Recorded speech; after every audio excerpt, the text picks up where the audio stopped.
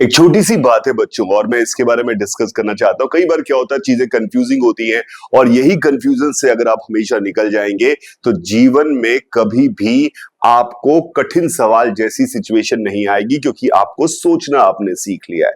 तो एक सिचुएशन है, आई रियली वांट कि आप उसके ऊपर आंसर करिएगा कि एग्जैक्ट रीजन क्या है, उसके बारे में बताने की कोशिश करिएगा। यहां पे हमारे पास क्या है कि एक दो येलो लाइंस जो मैंने बनाई है, लेट्स से इसकी लंबाई ए है और इसकी लंबाई बी है।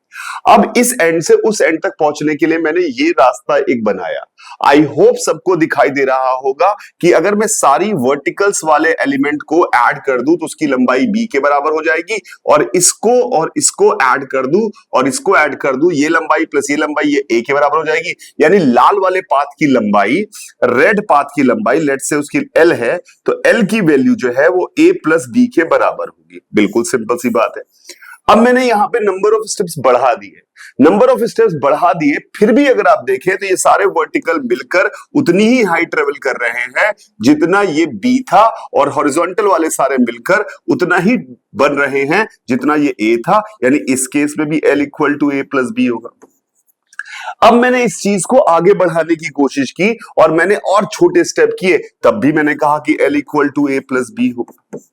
अब मैंने और छोटे छोटे छोटे छोटे छोटे छोटे स्टेप बनाए, और छोटे छोटे, इतने छोटे छोटे कि आपको इस तरह दिखाई दे रहे हैं, लगभग सीधी लाइन सी आपको दिखाई दे रही होगी। अभी भी L equal to A plus B था। तो अब मैं जो डिफरेंशियल एलिमेंट की बात करता हूं, डिफरेंशियल एलिमेंट इतना छोटा होगा कि आपको दिखेगा ही नहीं, ये जिगजैग जिगजैग, तो यानी आपको दिखाई देगा बिल्कुल सीधा सा, क्योंकि इतना छोटा छोटा छोटा छोटा है। तो उस केस में भी अगर वो बात जनरली सही थी, तो इस केस में भी अगर इसकी लंबाई एल है और इसकी लंबाई ए है, इसकी लंबाई बी है, तो एल की वैल्यू उस लॉजिक से, क्योंकि नंबर ऑफ स्टेप्स पर डिपेंड नहीं करता था, और ये L equal to A plus B दिखना चाहिए। पर ऑब्वियसली आपको पता है कि ये तो पाइथागोरस थ्योरम की वाट लगा दी।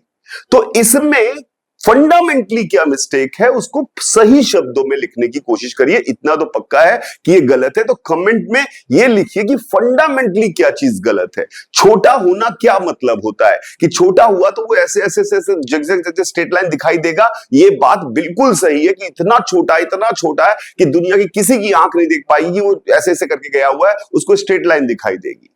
पर फिर भी इसकी लंबाई, क्योंकि पाथ वो स्टेप से इंडिपेंडेंट आनी चाहिए थी, तो इस हिसाब से L equal to A plus B होना चाहिए। पर ऑब्वियसली ये है तो गलत। Just try to elaborate, just try to use the proper wording कि आप इसका आंसर लिख पाए। Thank you very much. Bye, सभी को एंजॉय योर लाइफ।